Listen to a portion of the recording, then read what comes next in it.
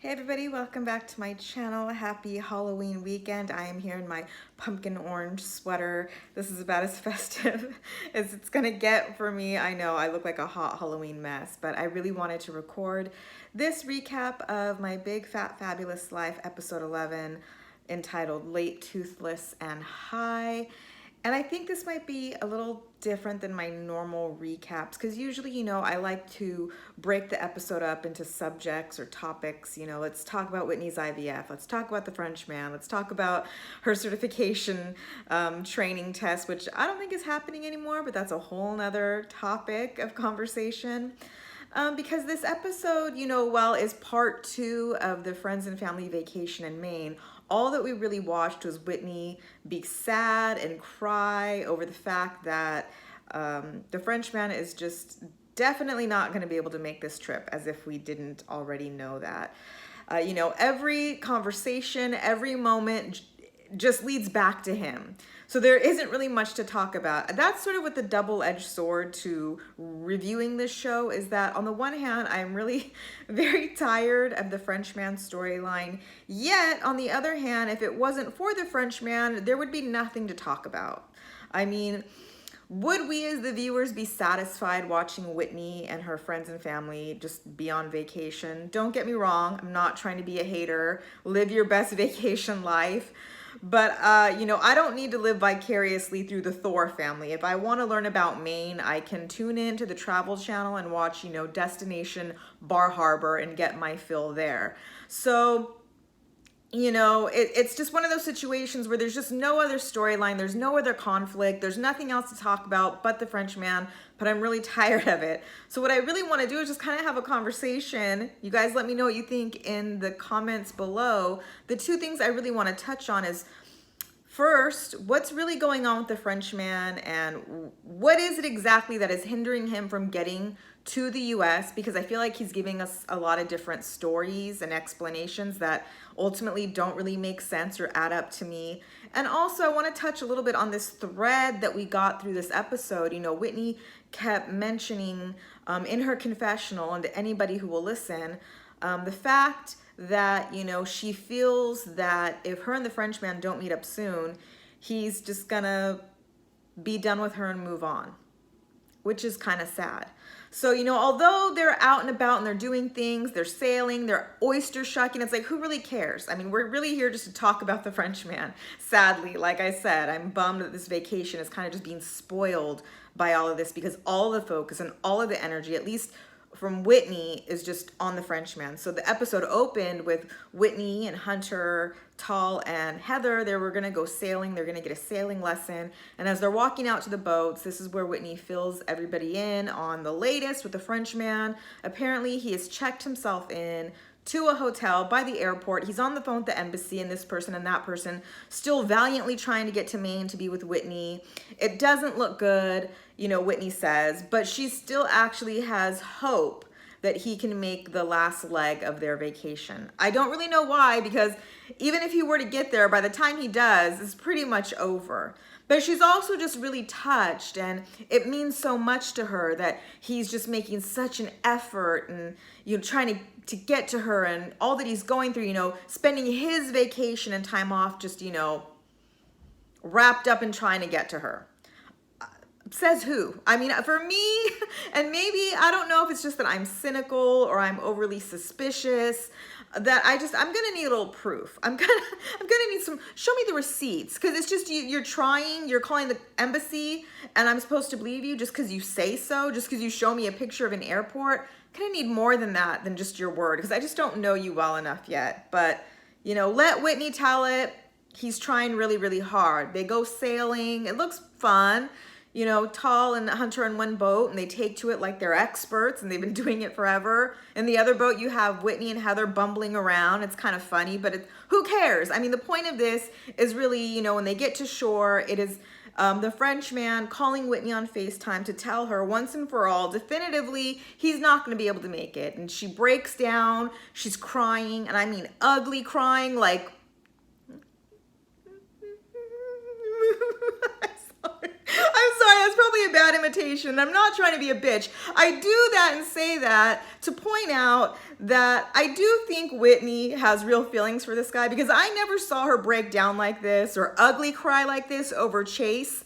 Ever. Not even when she lost her engagement ring in the ocean did I see her ever have this kind of reaction, which just further proves my point that I really don't think that relationship with Chase was at all real, totally fake. I know I should stop harping on it and let it go. Just, you know, it's not that I ever believed or bought into that relationship. It's just now it's so blatant in comparison to what's going on with the Frenchman. Because like I said, I do think she has real feelings for him. You know, she's crying on the FaceTime with him. He asks her, you know, are you crying? And she says yes. She's disappointed. She's been through an emotional roller coaster, which I believe were my exact words in my last recap. You know, he's put her through the emotional grinder, and she's telling him, you know, you told me you weren't going to be able to make it. Then you told me you were going to surprise me and you're on your way. And now you're telling me you can't come. And, you know, it's a lot. And she's disappointed, and she wanted him to be there. And he feels bad, and he's telling her, I'm really sorry. This is totally out of my control. This is beyond my will. I've done everything I can.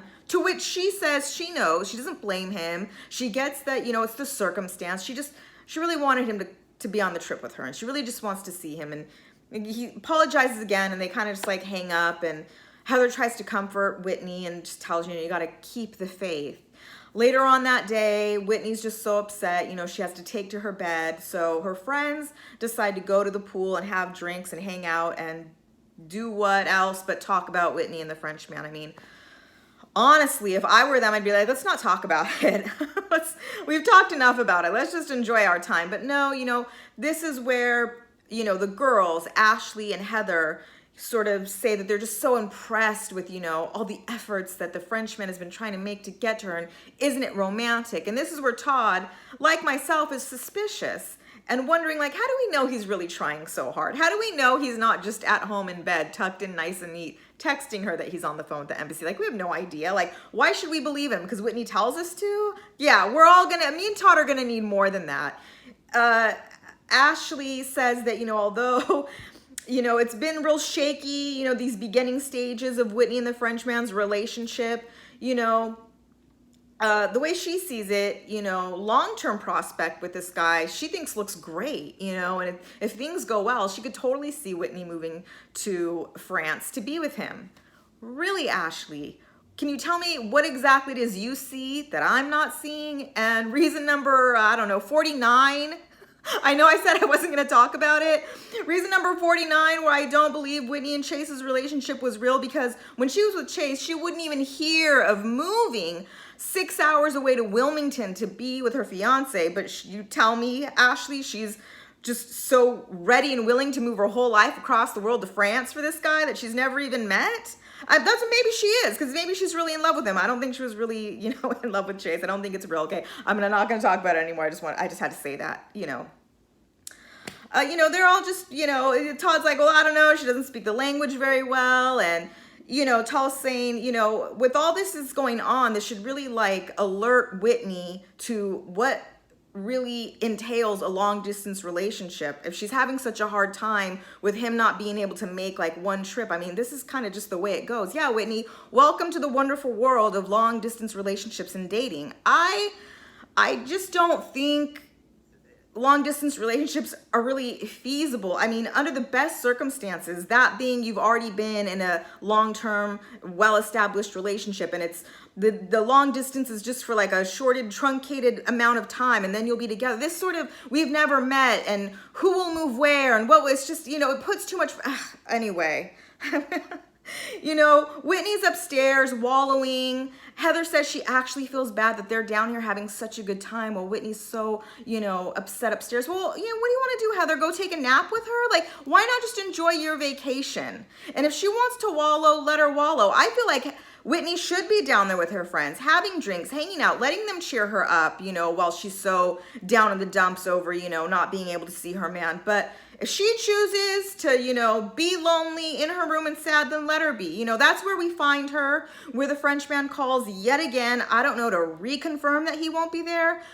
But this time he tells her, you know, that it's not really so much authorization that he needs, because he showed them everything, his visa, his proof of a, negative COVID test. And they're just, you know what it is? They're just not letting any French citizens into the US. And I'm like, okay, so is that the story now? So it's not that he forgot some information and documents, but it's not a possibility, it turns out. And now, as a viewer, I'm gonna need some more answers, because none of this makes sense. And okay, so in my last recap, if you watched it, I mentioned that I have a friend that lives in Paris who's been inviting me to come visit her for the past couple of years, and I hope to do so in the summer. And I very embarrassingly reached out to her, called her, and told her, hi, hey girl, I know this is really random, but I have a question that I think you're the best person to ask. So I told her, I'm watching this reality show, this silly reality show about this American woman who's in a long distance relationship with this man who lives in France. He was supposed to come see her. At the last minute, he canceled, telling her that he wasn't able to get on the flight because he was missing some documentation and authorization he didn't know he needed. And then later on told her, actually, it turns out they're just not letting French citizens into the US. So, because me as a viewer, I'll admit these past, I'd say 2 years, I wasn't planning on traveling because of everything that's going on. So I haven't looked into it. I can admit I don't know what all the rules and regulations are. I've heard of travel bans, but I don't know the particulars pertaining to each country. So I asked my friend who lives in Paris, France, who is a French citizen, what do you know, just like as a regular French person, what are you aware of? Is any of this true? Do you know what you would need? And so she told me, actually, it's true, there is a travel ban, sort of a border ban, if you will, not from the US, not permitting any French citizens to fly in to America. I mean, not just French citizens, she said, but a lot of European countries were sort of banned from entering in to the US. And as a matter of fact, that ban is about to be lifted. I think she said November 6th or November 8th. I'm not sure. One of those dates. So within a few weeks, this is about to be lifted. And then I asked her, is there any exception that would be made, to allow a French person to fly into the US? And she said, pretty much no. They weren't, you definitely couldn't fly to the US for vacation or holiday, not even like anything that was work related, because the numbers were so high, COVID, and that there was no extra documentation you could have provided that would have like got you through. It had nothing to do with, vaccinations, negative COVID.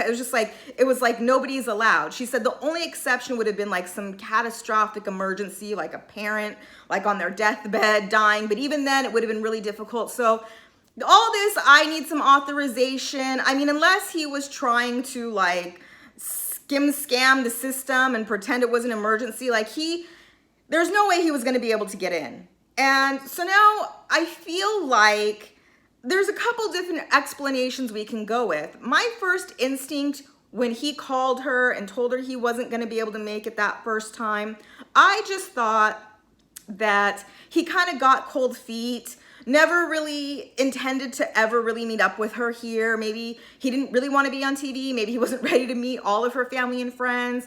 And so he just kind of canceled last minute. And then maybe a few days later thought better of it and realized like, oh shit, I think I might have just opened the door to all the backlash I've been trying to avoid, because I look like a total jerk standing Whitney up and dumping her last minute before we're supposed to meet up for a vacation. So now he's got to backpedal, concoct this story of I'm gonna surprise you, get himself to the airport to show her on FaceTime, like, look, I'm here, I'm trying to get there. But really, what I think is that there's no way, and I'm sorry if I'm all over the place, it's just I'm really trying to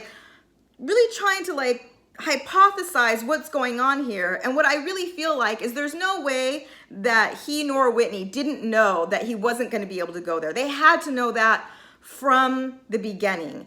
And even if they didn't know it, like I didn't really know the specifics, at some point along the way, he had to have found out. When she first invited him to come on the trip, remember, when they're looking at their calendars, now that they decided they want to meet up, and he only has 1 week of vacation that just so coincidentally, perfectly coincides with her family vacation, and she invites him, and maybe he impulsively said yes. If he really intended on coming and didn't know there was a travel ban, wouldn't he have gotten online to buy a ticket and saw, I mean, I don't know for sure, but I imagine there would have been a disclaimer alerting him to the fact that, you know, the US has banned all international travelers. And wouldn't he have called Whitney immediately and said, hey, I'm trying to buy my ticket. Did you know, like, I can't come. I'm not allowed. Nothing I can do. It's a travel ban.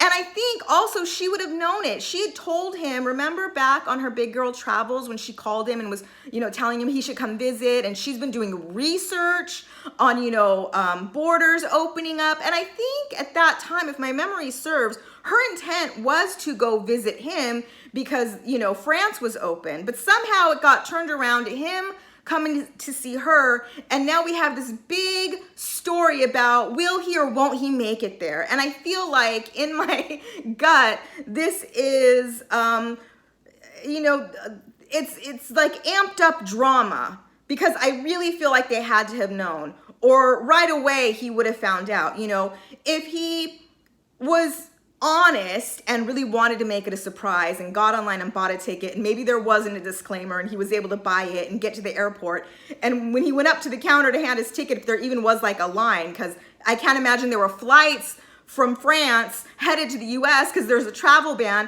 surely then somebody would have told him, I'm sorry, sir, I don't know if you're aware, but this ticket is no good, or you're gonna have to save it for later. The US border isn't open to you. And then he could have called Whitney and said, hey, I'm at the airport, I want to surprise you, but I just found out I'm not allowed to go there. You know, it's like there were all these moments where this truth, because this is the truth.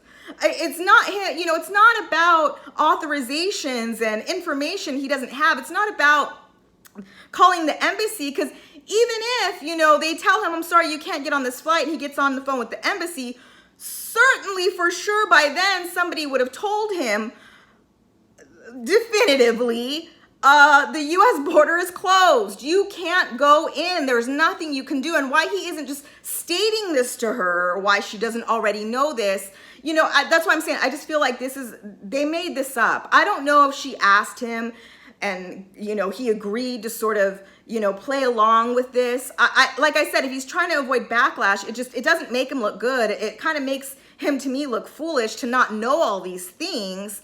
And, you know, it's much ado about nothing. Like I said in my last recap, like all of this, you know, she's sitting on the phone. He calls her up in the hotel room, you know, to tell her, you know, I have all this proof and it's just not going to happen. They're not letting, you know, French citizens fly in. She can't really be shocked. She has to know that this is what it is. And I think she's pulling out all her acting chops. And because I do think she has feelings for him, that she is real sensitive right now and raw, that it's easy to tap into these tears, because I think she does want to see him. And I think she is worried that the longer they wait to meet up, the more likely he is to sort of write her off. And that's what sort of is the next thing I want to talk about. He's telling her, you know, I can't get to you, but the borders here in France are open. You can come see me. Why don't you come here if you can?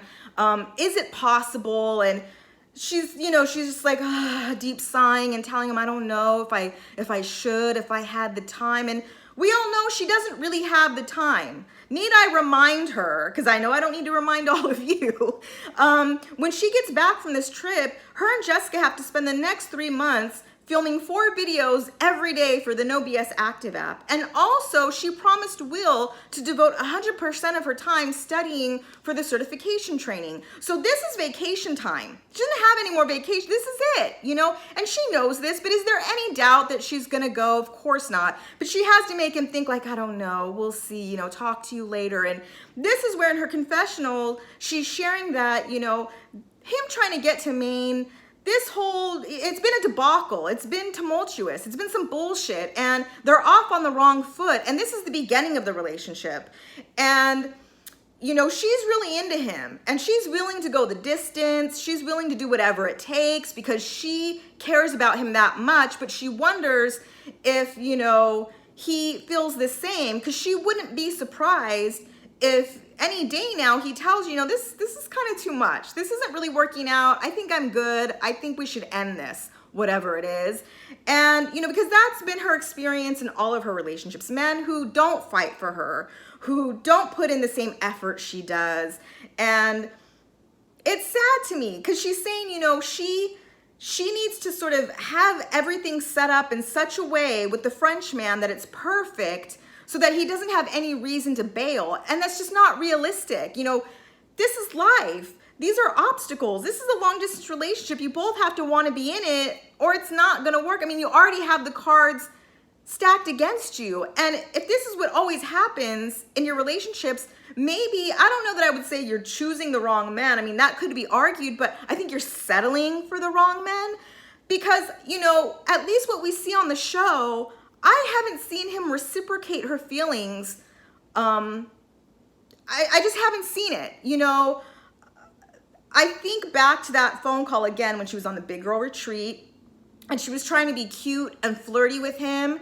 And she was telling him like, oh, we're going to take pictures in bikinis and get sexy and I'm going to get crazy and wild. And am I allowed to get crazy and wild? You know, that's her being flirty. And he just kind of, you know, just very coldly is like, you can do whatever you want. You're a grown-ass woman. I cannot tell you what to do. Like, it's your life. Like, doesn't he realize that was her trying to bait him to get him to say like, oh no, baby, I want you to be sexy for me. Like, you keep that wild and crazy for me. But he doesn't ever give that to her. Remember when she was having a tutoring session with her mom and he was asking her, you know, what would you say in French if I like approach you and this and that? And she was asking him like, well, are you my tutor? Are you my boyfriend? Are you my friend? And he was just like, well, I'm your tutor. Like, he wasn't messing around. Like, I don't know, maybe he's shy. Maybe he's private. Maybe he does show that side of him when the cameras are not around. But I'm just saying, I don't see it. I don't see what she sees. You know, she has jumped in the pool of love head first, but I don't think he's in there with her. And it's sad, you know, she goes downstairs because everybody is about to go have lunch and she tells them, you know, I just got off the phone with the Frenchman. He's definitely not coming. 0% chance. I'm just not in the mood to go out. I'm going to hang back at the hotel. And they're just like, okay, we'll feel better. And it's like, she's missing out, you know, and hanging out with her friends and having lunch with her family. Like, and I feel like she'll regret it later. Like I said in my last recap, you know, if you're really going through this heartbreak, and I believe that she is, this disappointment, be around people. Stop feeling sorry for yourself. Because, you know, the next thing we see, she walks back into the hotel to walk out onto this balcony. It's a beautiful view. And the fourth wall kind of breaks down because she tells the cameraman, you might want to go inside and stop filming because I'm going to be out here for a while. And the producer asks her, okay, well, what's going on? What are you thinking? Like, what's happening? Tell us how you feel. And it's basically, you know, I don't want to be like a bitch and I'm not trying to be cold because I get disappointment and heartbreak and I get all that. But she goes into this like, you know, it's just, I'm really upset and I'm disappointed because, and this is where she drops for the first time, I'm in love with this guy and I want to be with him and he wants to be with me and it's out of our control. It's not his fault. It's not my fault. It's a circumstance and I've been through just so much shit. Like, don't I deserve happiness? And it's like, of course you deserve happiness, Whitney. Nobody is trying to begrudge you that, but it was really hard for me to sympathize with her in that moment because of the perspective. All right, Whitney, let's gain some perspective. You're on vacation right now with your family and your friends, and they're all healthy and they're alive and they have their jobs, and you're all able to afford this trip or given the opportunity to be on the show so you can all go on this trip. And, you know, you get to do all these fun things. And I get that you're a little disappointed and heartbroken, but this is not the worst thing in the world that he couldn't make this one trip when we all know you're about to get your ass on a flight and fly out there like in a week. And I think she knows that too. So why you choose to sit in a corner and cry by yourself, it's just like, I find it hard to be with you in this moment and really be like, oh yeah, girl, I know. Like, yeah, I know, I get it. I get how hard it is to find love, and especially if it's long distance and, you know, to meet up and to coordinate all that. But like I said, this isn't the worst thing in the world. It's not like you're never gonna see him. I just like, oh, Whitney, like, you know,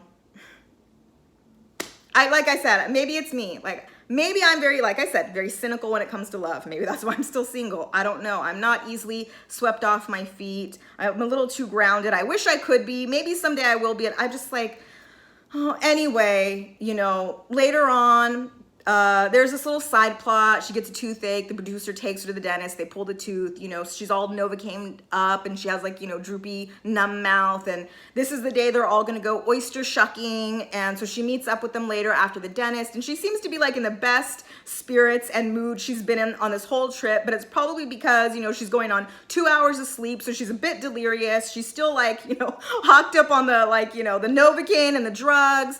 So, you know, they're all learning how to shuck oysters. And at one point, Whitney and her mom are sitting at the table by themselves, and they kind of have this heart to heart. Whitney's telling her mom that, you know, that maybe it's a good thing that the French man isn't here with her face all like paralyzed, you know, not looking her best, and everything happens, you know, the way it's supposed to. But, you know, she's concerned. Again, here we go. She's telling her mom that if they don't see each other soon, she's afraid that he is going to forget about her and move on before they've had a chance to really like see what this could be. And her mom, you know, in her confessional very wisely, you know, says that, you know, she understands Whitney's disappointment, but Whitney should know that, you know, engaging in a long distance relationship with a man who lives on a whole other continent, she should be aware of what the perils may be in the future. And also, if Whitney is just so certain that this man could just easily write her off and get over her, you know, then this isn't the man for her. And I totally agree. Like, I don't know why she doesn't have any faith or trust in him. Like, she's just so certain he's gonna just be over her, like in a matter of minutes. Like, where is that coming from? I don't know if it's that she just isn't confident in herself, or she's just not confident in this relationship. I don't know. You know, we get this really cute scene where, you know, they're all, you know, doing oyster shots. You know, Babs does not like seafood, but, you know, when in Rome, and she's trying to like take the oyster down, and the dad's telling her like, oh, you know, suck it, suck it. Suck it, Babs. It was really kind of funny. You know, Whitney's just like, Daddy, no, stop saying that. You know, even Whitney tries to take, you know, an oyster. She's got like the, you know, she's like, she's got like the numb mouth. I mean, I don't know. It was like, to me, the best part of the episode. It unfortunately didn't last long, because now, you know, it's their last night there. They're having a final dinner, a lobster boil. Everybody's at the table. Of course, the topic of the French man comes up. It's just so amazing to me that she just makes it everybody's business. Like, everybody's so involved in her relationship. She tells him that the French man has invited her to come to France to see him since he wasn't able to make it.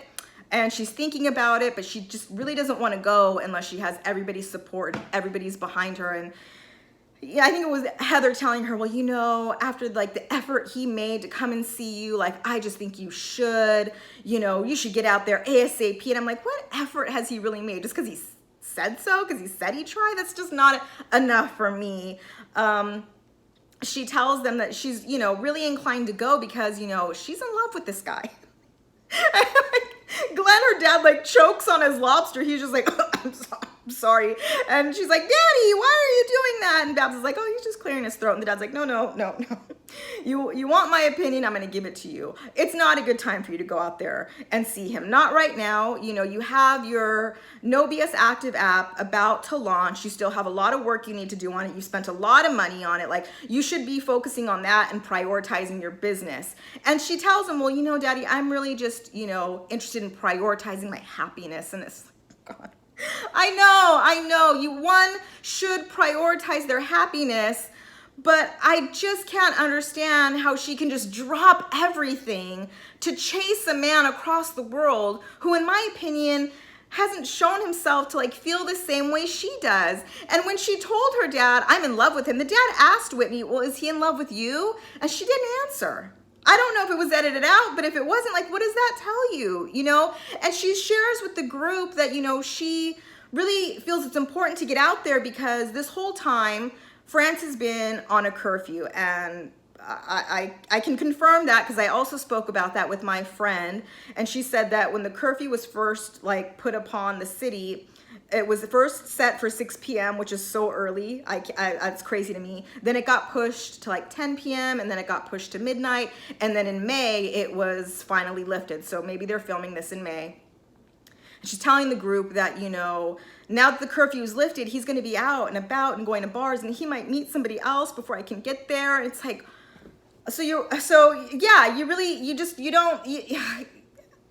if you think he's gonna meet somebody else and just be like, sorry, Whitney, I met somebody else, like, then he's not that into you. And even Tall says in his confession, like, it's really messed up that she's so worried, you know, before she's even met him, that he's gonna like meet somebody else. Like, what does that say about this relationship, you know? But if there was any doubt, and there really was none, she tells everybody, well, I'm gonna go out there, I'm gonna see him, you know, as if she wasn't going to.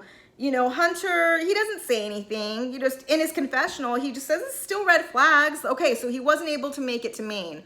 Why can't he come out another time? Why is she having to do all the work? Why does she have to fly out there? Like, and that's my point. Like, why can't we meet each other halfway somehow? You know, why is she, you know, I have a friend who would always tell me, which is something her mother told her, is you should never ever chase after men because you'll only wind up catching the slow ones. And that's all I could think about when I was watching this episode. Like, it doesn't make sense to me how you would just drop everything in your life to chase after a man who hasn't proven anything to you, you know, and you sit and wonder why men are so quick to just drop you and not put in effort. It's because, like, you don't make them earn your love, or you don't, is that wrong to say? Like, you don't, I don't know. Maybe it's just me. I don't chase after anybody. And I don't necessarily expect anybody to chase after me, but meet me halfway. Like, put in what I'm putting in, the effort, the flirtation. I need to know that we're on the same page. And I don't know if she's gotten that from him. The show isn't showing it to us. So I can only go by what I see. And what I see is that he's just not that into you. I don't know what he's doing. I don't know what this is really about. But that was pretty much the episode. Let me know what you guys think. Rate, comment, subscribe. I'm just, you know, this show, like I said, there's nothing going on. And I don't know if maybe it's run its course, you know, because we're really grasping at straws here for storylines, and there would be none if there wasn't for the Frenchman. I don't know. Anyways, you guys let me know what you think. Have a happy Halloween, be safe, and I will see you next time. Bye.